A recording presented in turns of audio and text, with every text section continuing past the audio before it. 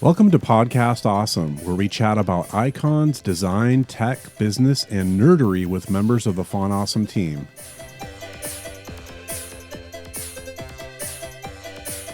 Font Awesome, go make something awesome. Font Awesome, go make something awesome. I'm your host, Matt Johnson.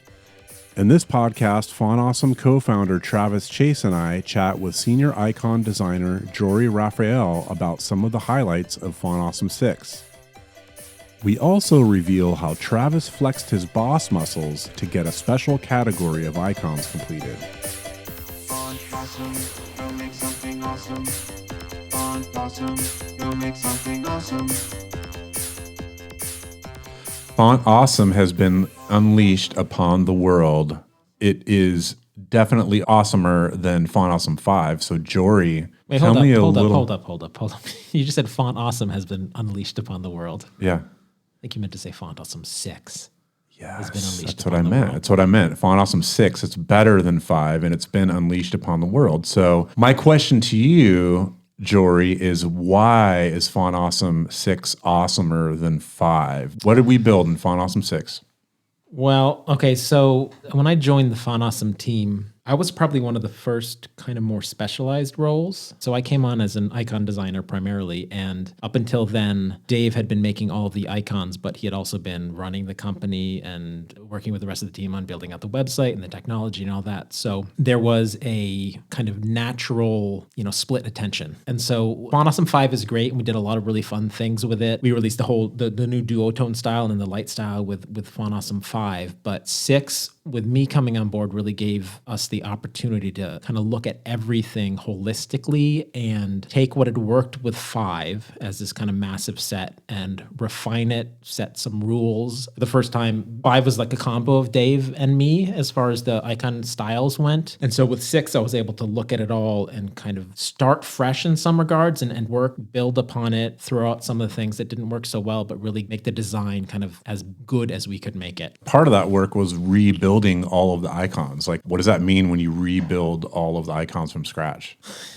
Well, you stare at a computer screen for hours on end and just move little vector points around. Was it just like sharpening up the designs? Was it tech behind it? What was So the involved? first step was we knew that with Font Awesome 6, we wanted to create a new thin style. It had a half of a pixel line weight to it. And so the very first thing we did was take all of the existing icons that we have, and I basically looked at each one and made a thin version of it. And it involved like making some decisions as to how those icons were going to look and be a little different, because some of the choices you can make in our other styles, like the solid style, just are different with the thin one because it's an outline kind of style. So it's line based. You can get away with some more things, but it's also a little more fiddly because you have almost a bigger canvas to work with, but you still want it to look good at small sizes. So we started with the thin style and going through each of the icons and kind of setting up rules for them. And in a lot of cases, literally, I would have to get into the technical, almost trace the old icons just to make sure they were generally looking, kind of had the same metaphors. I wasn't going to show an icon at a different angle in the different styles.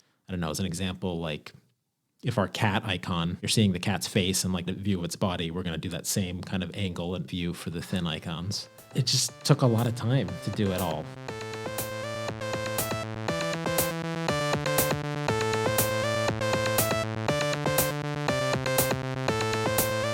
Yeah, inquiring minds want to know, why all these styles? Why do we need these suckers? Okay, you can check that question off the list now. You need all these styles because every project is different and every brand is different, and your website may have a look and feel that sets you apart from your competition or is more serious or more lighthearted. And so by having different icon styles, you can kind of fit the icons into your brand, hopefully in a seamless way. Similar to how you might choose a different typeface for your project, you can choose a different icon style for that. And so with Font Awesome 6, we now have 5 core styles in our classic family, which is the solid, regular, light, thin, and duotone. And throughout this year and next year, we'll be introducing those same styles, but in a sharp family. So if your brand is a little more serious or a little more avant-garde, they might work better for you in those situations. Do you have any examples of what icon style would fit a certain aesthetic or type of site, approach to design? Yeah, so typically we would suggest that you use our solid or regular styles for when displaying an icon smaller, where it needs to really kind of be legible at a really small size. Those icons tend to work better. But for websites that are maybe a little more modern or a little more friendly, our light style is great, which is based on 1 pixel line widths. They're just a little more open. And with Font Awesome 6, I think in general, we've kind of leaned a little bit more friendly with our corner radiuses and we have fully rounded end caps on all of the strokes for the classic style. And then the sharp style is obviously going to go in the other direction and be much sharper. So we're trying to bridge the gap in both directions. Building the icons, you switched software that you used maybe in the last, 6 months or so? Yeah, You that's switched been a it huge amount of work too. You switched to Figma. What's the story behind that? Why did you do that?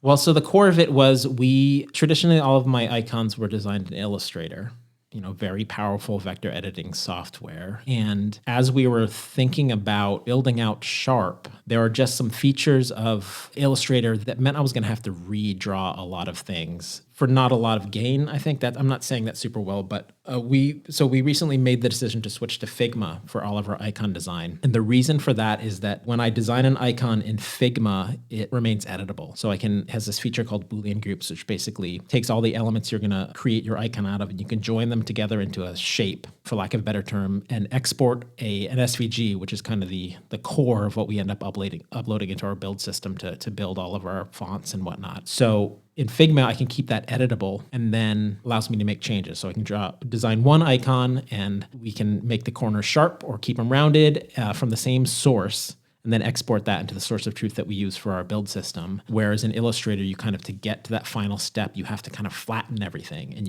it's not as backwards compatible or forward thinking. So I'm trying to build things right now so that when we design an icon, if we decided to create another variant of it in the future, say we wanted something in between Sharp and Classic, kind of splitting the difference, I can use that same source file to create it. Or if we want to create a duotone version of our light icons, it's a whole lot easier to go back in and do that. So.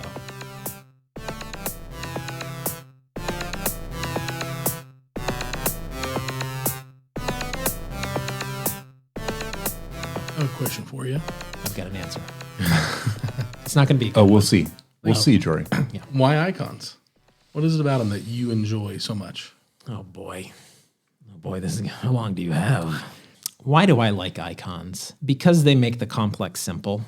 Because I love, there's just these little visual puzzles that get to the heart of something that is so much more satisfying to me than words. You see a house icon and it's like it represents all houses, no matter what it looks like. I don't know, I just really like how we can make these ideas that are very sometimes tricky or complex and distill them down into a simple image. Yeah, when I was a kid, I wanted to be a cartoonist growing up. Icons in some way use a lot of the same tricks and rules to create feelings and ideas that comics do as well. Smiley face represents all faces in some way, shape, or form.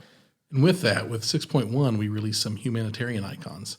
So it kind of plays into that a little bit. What's the story behind that? Wow, what a beautifully leading question, Travis. That was a great segue, Travis. Thank you. Yeah, we're covering a lot of ground here. Oh boy, so the humanitarian icons were hard for me in a few ways, but the genesis of it is that as we were creating Font Awesome 6 and kind of promoting and advertising the fact that it was in the works, someone who worked at the United Nations reached out to us and shared that they had actually created a series of humanitarian icons that they used to kind of use along with all these humanitarian situations across the world. There are some tricky subjects that are just easier to describe with a visual language like icons. And so they thought that it'd be interesting to collaborate with us at Font Awesome because, we have a certain amount of reach and the tooling and software that we use to deliver the icons make them more usable in a lot of situations. And specifically for them, they were hoping that they could use our software for mapping programs. And so we worked on this project with them to take all of their existing icons and translate them into Font Awesome style and all our different solid and regular and all that. And there's some tough subjects. We had to make icons that represented child combatants and different crises. It's unfortunate that these things exist, but because they exist, we need to be able to talk about them and recognize them and use them in presentations, be kind of concise and clear in how we communicate things. Yeah, so I think it's some important work that we did, and those are all available for free. in Fonawesome. I think we released them in 6.1. So I'm really proud of the collaboration, but that was designing some of those icons is a little different than designing like, a mullet icon. Right. So, which is yet another fantastic segue.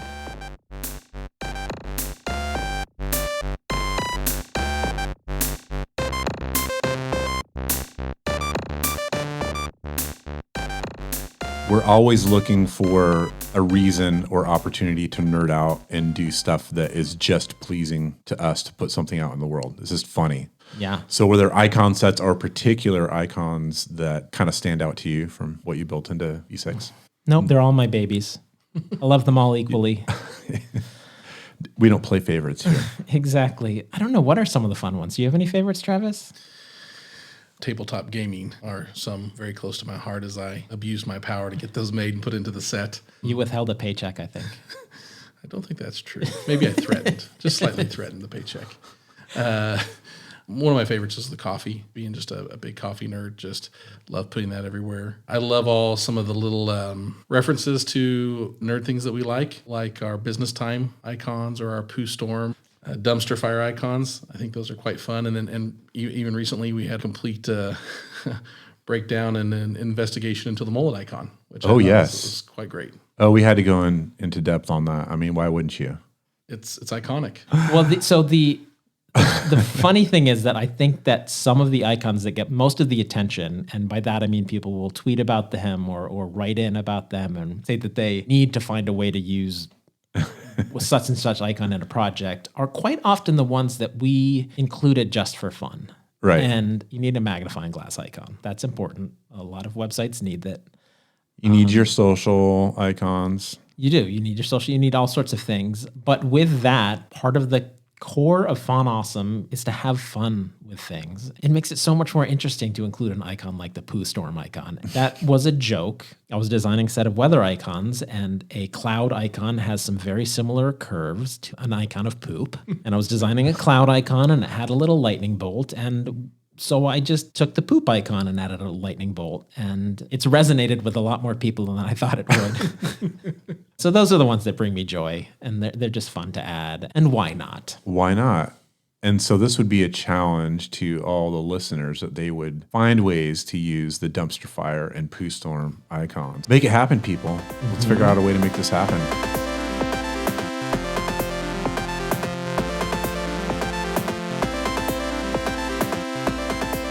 Okay, so we recently brought on a new icon designer, Noah. Can you tell us a little bit about him? And I think the icon design world is not relatively small, but I've over the years, I have followed a lot of people who are fantastic artists and are sharing their icons. And Noah Jacobus is one of those icon designers who his work just constantly has made me jealous. And he posts things that I wish I had designed, and his skill and detail and creativity I find amazing. We actually got him to work a little bit on some contract work for us a little while ago as kind of sneakily get him excited working with us at Fonawesome. He finally popped the question.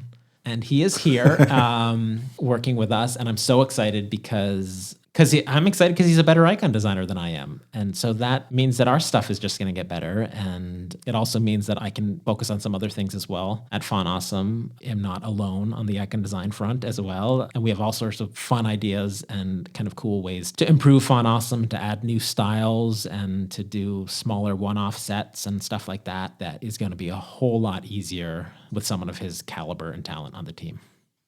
all right, so lightning round, favorite icon, go. I like the bomb icon. Yeah.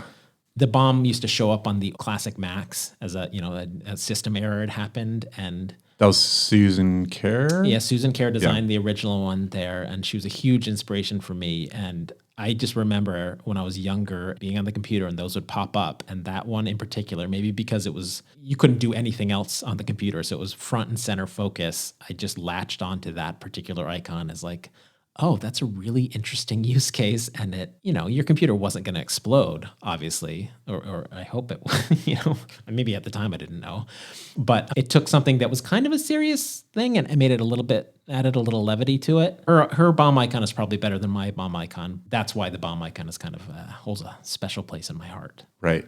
Yeah, it's a good use of lots of different elements. Like something is happening, it sends a clear signal. It's sort of funny. It looks cool. It's like all of the things. And it's a classic cartoony bomb. Yeah. Like bombs don't look like that anymore. Hopefully. Unless it's a spy versus spy comic. Right. Yeah, it's a cartoon bomb. I don't know, were those real? Do bombs actually look like that one day? Probably. Maybe little cherry bombs. Right. Little firecrackers. So how about you, Travis? Favorite icon? Oh man, that's a tough one. Probably oscillate between coffee icon, just because roast coffee, love coffee, drink coffee, live, breathe coffee. And then You should be swallowing it, not just breathing. it's probably safer that way. And then also the D20, tabletop gaming, big part of my life, and sharing that with others. And it's kind of fun that my subtle abuse of power, I got to have a nice icon that I can use that represents a big part of my life. It has its privileges being the boss. Sometimes Yeah. it does, absolutely. That's an Yeah. example of an icon that was actually pretty complicated to design because it has so many interior shapes. It's a simple object, but it represents each of the faces in all of our different styles. The solid style, where we have a lot of cutouts, was one challenge to solve. And then the regular style, where the lines are a little bit thicker, is another style that we had to solve that. And then the light style and the thin style. So that was the one that I remember struggling with, and could probably, I'll ask Noah to maybe redesign it so we can make it even better for you. Thanks for listening to Podcast Awesome. A special thank you to Jory and Travis for coming on the show. If you like what you've heard, please give us a rating and review and share this episode with your friends. This episode was produced and edited by yours truly, Matt Johnson. The Font Awesome theme song was composed by Ronnie Martin, and audio mastering was done by Chris Enns at Lemon Productions.